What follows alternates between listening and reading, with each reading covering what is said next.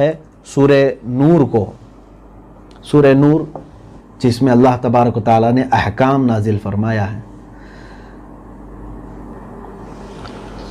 سورہ نور کی آیات بینات میں، شروع کی آیات میں اللہ رب العزت نے زنا کے متعلق احکام نازل فرمائے۔ الزانیۃ والزانی فاجلدوا کل واحد منہما 100 جلدہ۔ اللہ تعالیٰ فرماتا ہے زانی یا زانیہ دونوں کو 100 کوڑے مارو، قرآن پاک کا حکم ہے۔ اب احادیث کریمہ سے جو احکام ملتے ہیں، یہاں تو صرف کوڑوں کا ذکر ہے، لیکن اگر شادی شدہ ہے تو ان کے لیے سنسار ہے۔ یہ غیر شادی شدہ اگر ہے زنا کرنے والے تو ان کے لیے کوڑے مارنے کا حکم ہے۔ جو اسلامی سلطنت ہو، اسلامی حکومت ہو، اور ایسے نہیں ہے کہ صرف شک پر زنا کی سزا دے دی جائے گی، اس کے لیے بہت سارے احکام ہیں۔ یعنی ان دونوں کو دیکھا ہوا ایسا ہو، 4 گواہ ہوں جنہوں نے سوئی میں دھاگا پروتے ہوئے جس طرح سے دیکھتے ہیں اس طرح سے دیکھا ہو اور وہ گواہی دیں، یا تو پھر انہوں نے اقرار کیا ہو، تب جا کر کے اسلامی سزا کا نفاذ ان کے اوپر ہو سکتا ہے۔ اور ایک بات میں آپ کو بتا دوں، زنا کیا ہے؟ شادی سے قبل کسی بھی مرد کا کسی عورت سے تعلق قائم کر لینا اسلام میں یہ سب سے بھیانک جرم ہے، بہت ہی خطرناک گناہ ہے۔ بڑے گناہوں میں، گناہ کبائر میں اس کا شمار ہے۔ اگرچہ دنیا اس کو فیشن سمجھے اور لوگ یہ سمجھیں کہ یہ تو ایک نارمل سی چیز ہے، ہر آدمی اپنا جنسی سکون کیوں نہیں حاصل کرتا جہاں سے چاہے وہاں سے؟ نہیں میرے عزیزو، اللہ تعالیٰ نے ہمیں بنایا ہے اور ہم اسی کے قانون کے مطابق چلیں گے۔ اور سب سے بڑی چیز ہمارے دین میں، اسلام میں، نسب کی حفاظت ہے۔ نسب کی حفاظت سب سے بڑی چیز ہے۔ اگر آپ کا پیدا ہونے والا بچہ مختلف لوگوں کے نطفوں کے شرکت سے آئے تو اس کو کس باپ کا نام دیا جائے گا؟ شادی کا قانون اگر نہ ہو تو کسی بچے کا کوئی باپ ہی نہیں ہوگا۔ جیسے آج بہت سارے یورپین کنٹریز میں اولاد ایسی ہیں جن کو ان کے خود کے باپ کا نام معلوم نہیں، کیونکہ ان کی ماؤں نے عیش کیا ہے، شادی نہیں کیا ہے، اور ان سے جو بچے ہوئے ان کی وہ پرورش بھی کر رہی ہیں، رکھ بھی رہی ہیں، اور گورنمنٹ بھی پال رہی ہے۔ لیکن یہ دنیا کی ایک بہت گری ہوئی ایسی حرکت ہے۔ میں سمجھتا ہوں کہ اگر یہی نظام رہا تو پھر انسانوں میں اور جانوروں میں کوئی فرق نہیں ہے، کہ جانوروں کا بھی کوئی نسب ثابت نہیں رہتا۔ یہاں پر اللہ تبارک و تعالیٰ نے ہمیں جو دین عطا فرمایا ہے، اس میں عورت کی طہارت، پاکیزگی، عفت اور ساتھ ہی ہمارے نسب کی حفاظت، یہ بہت ہی اہم چیزیں ہیں ہمارے پاس۔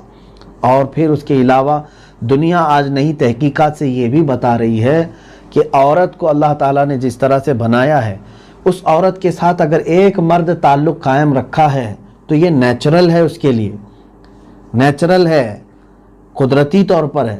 لیکن وہی عورت اگر ایک مرد سے زیادہ لوگوں سے اپنا جنسی تعلق رکھتی ہے تو بیماریوں کے بڑھنے کے اندیشے 90% سے زیادہ ہیں۔ ایڈز جیسی خطرناک بیماریاں انہی عورتوں سے آئیں جنہوں نے اپنے جسم کو کئی مردوں کے لیے سپرد کیا۔ تو جب آپ کو معلوم ہے کہ دنیاوی تحقیقات بھی یہ بتا رہی ہیں تو اللہ تعالیٰ نے ہمیں اس طرح کی ہولناکیوں سے بچانے کے لیے یہ نظام رکھا ہے۔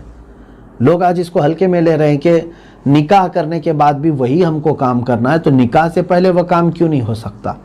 میرے عزیزو، ایک قانون بھی تو کوئی چیز ہوتی ہے۔ پوری دنیا قانون کے اعتبار سے چلنا چاہتی ہے۔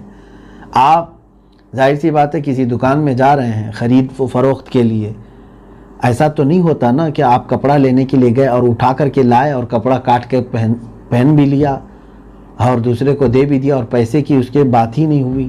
اس کو کہتے ہیں کہ خرید و فروخت نہیں ہوئی، اٹھا کر کے چوری کیا ہے تم نے۔ ہاں، آپ اگر دلیل میں کہیں ارے میں تو وہ لینے ہی والا تھا تو پہلے ہی لے لیا تو کیا فرق پڑتا ہے؟ ایسا تو نہیں ہوتا۔ خرید و فروخت میں بھی آپ دیکھیں گے کہ بات طے ہو جاتی ہے، اس کو مالک کو اس کے پیسے دیں گے، آپ سامان لیں گے، تب آپ کے استعمال میں وہ چیز آتی ہے۔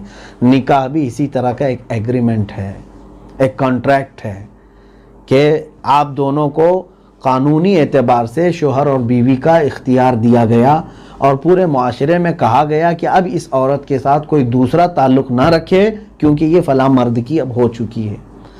لیکن شیطان اس راستے سے ہٹ کر کے انسانوں کو ورغلاتا ہے، زنا کی طرف لے جاتا ہے۔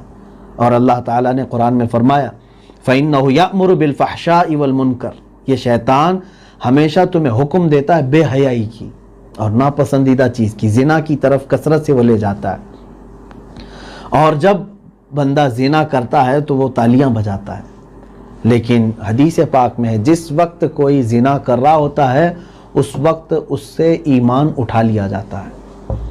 ایمان کی حالت میں کوئی بندہ زنا نہیں کر سکتا، اس کا ایمان معلق ہوتا ہے، اٹھا لیا جاتا ہے۔ اور یہ زنا اسلام میں اس قدر سخت ہے جس کی وجہ سے اس کی سزا بھی سخت رکھی گئی۔ آج لوگ جگہ جگہ پر تنقید اگرچہ کریں کہ اسلام میں سنگسار کرنے، پتھروں سے مار کر ہلاک کرنے کی سزا ہے، کوڑے مار کر کے ختم کرنے کی سزا ہے، میرے عزیزو ہاں، اس کی وجہ صرف اور صرف یہ ہے کہ اسلام پورے معاشرے کو بھیانک بیماریوں سے بچانا چاہتا ہے۔ آج تم ایک کو وائرس لگ جائے تو اس کو مار رہے ہو، یہ اور بات ہے کہ ٹریٹمنٹ کا اعلان کیا جا رہا ہے، لیکن کئی جگہوں پر یہ بھی باتیں آئی ہیں کہ ان لوگوں کو مار دیا گیا ہے۔ کچھ کنٹریز کی ایسی باتیں آئی ہیں، کیوں؟ تاکہ یہ دوسروں کو نہ پھیلے۔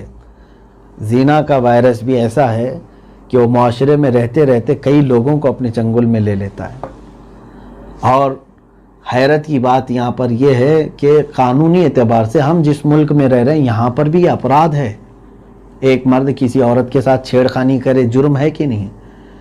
بغیر اس کی رضا کے جا کر کے اس کے ساتھ خلط ملط کر لیا، اس کے ساتھ تعلق قائم کیا، یہ بھی یہاں پر قانونی جرم ہے، ریپ کا کیس لگے گا اس کے اوپر۔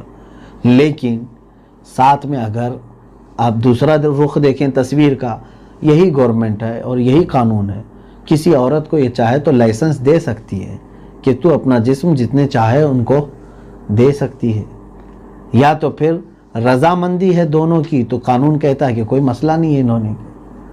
اس طرح کا اسلام قانون نہیں لایا۔ اسلام نے قانون زنا کے متعلق چاہے جبر کے ساتھ کرے چاہے رضا کے ساتھ کرے، دونوں بھی یہ گناہ ہے۔ کیا ایسا ہو سکتا ہے کہ زبردستی کرنے سے اس کو بیماری آتی ہے اور خوشی سے کریں گے تو بیماری نہیں آئے گی؟ ایسا تو نہیں۔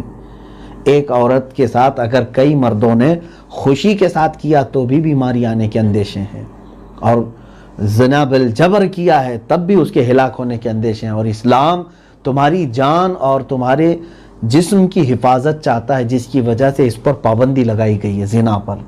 میں یہ ان لوگوں کو بتا رہا ہوں جو اپنے آپ کو سیکولر کہہ کر کے اسلام پر تنقید کرتے ہیں۔ اگر ان کی بچیوں کے ساتھ ریپ ہو جائے تب بھی یہ اعلان یہی کریں گے، اسلامی سزا دے دو اس کو جو میری بچی کے ساتھ ایسا کیا ہے۔ اگر ان سے پوچھا جائے ریپسٹ پکڑا گیا ہے کیا کریں آپ کی بچی کے ساتھ جس نے ایسا کیا تھا، وہ تو کہیں گے جلا دو اس کو، مار دو، میرے سامنے قتل کرو۔ کیوں؟ انتقام کی آگ تمہارے جسم کے اندر بھڑکی ہوئی ہے۔ تمہاری بیٹی کے ساتھ اگر کچھ ہوا تو تم یہی مطالبہ کرتے ہو، اور اسلام پوری دنیا کی ہر خاتون کو اپنی بیٹی کا احساس دیتا ہے۔ کسی بھی عورت کے ساتھ زنا جائز نہیں۔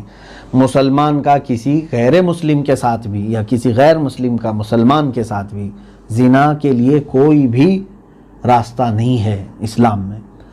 اگر مرد اپنی خواہش پوری کرنا چاہتا ہے تو اسے صحیح طریقہ دیا گیا ہے کہ نکاح کرے کسی ایک عورت کے ساتھ، اس کے ساتھ زندگی گزارے۔ ایک سے نہیں ہو سکتا تو دو کے ساتھ کر لے، دو کے ساتھ زندگی بسر کرے۔ تمہیں 4 تک کی اجازت اسلام نے دے رکھی ہے۔ پھر یہاں سے خواہشات کا دروازہ کھول کر کے اگر یہ ہر جگہ اپنے عیب کے دھبے لگانا چاہتا ہے تو پھر اس کی لگام پکڑی جائے گی۔ اسلام اس بات کی اجازت نہیں دیتا۔ تو زنا کے احکام بہت سخت ہیں۔ اسی سورہ نور کی شروع کی آیتوں میں اللہ تعالیٰ نے فرمایا، اور حضور اکرم صلی اللہ تعالیٰ علیہ وسلم کے زمانے میں سزائیں دی بھی گئی ہیں۔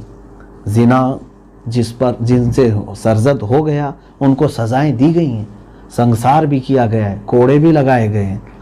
اس کا اثر یہ ہوتا تھا کہ پورے معاشرے میں وہ سزا دیکھ کر کے لوگ دہل جاتے تھے، کسی کی ہمت نہیں ہوتی تھی کہ اس گناہ کی طرف جائیں، حتیٰ کہ نظروں کے زنا سے بھی لوگ بچ جاتے تھے خوف کی وجہ سے۔ آج قانون اتنا سخت ہو تو آپ دیکھیں اس طرح کے بھیانک جرائم نہیں ہوں گے۔ آج جس طرح ہماری بچیاں سیف نہیں ہیں باہر نکلنے کے بعد، کیا ہوتا ہے پتہ نہیں۔ ہندوستان میں تو خاص طور پر ریپ کے کیسز روزانہ رجسٹر ہوتے ہیں، روزانہ ہوتے ہیں۔ کیا آپ نہیں دیکھتے نیوز؟